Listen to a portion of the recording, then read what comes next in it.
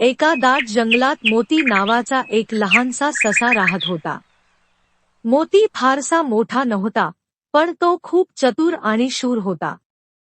जंगलात सगळे त्याला खूप मानत. एक दिवस जंगलात एक भयंकर वाघ आला. त्याच्या मोठ्या पंजांनी आणि डरकाळ्यांनी सगळं जंगल हादरलं. तो रोज एका प्राण्याला पकडून खात असे. हरण, माकड, ससे, अगदी हत्ती सुद्धा घाबरले होते. सगळे प्राणी एका झाडाखाली जमले.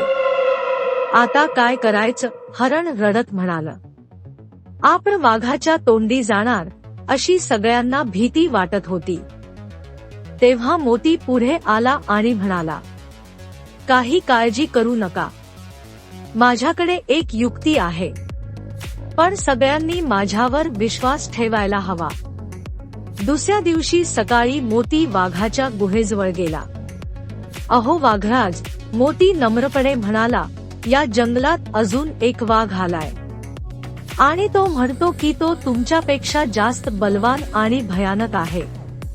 वाघ खवळला. काय? दुसरा वाघ माझ्या जंगलात? मला लगेच त्याच्याजवळ घेऊन चल. मोती त्याला एका मोठ्या आणि स्वच्छ तलावाजवळ घेऊन गेला. तलावाचं पाणी आरशासारखं चमकत होतं. तो बघा, पाण्यात बघा, मोती म्हणाला. तुमच्याकडेच पाहतोय.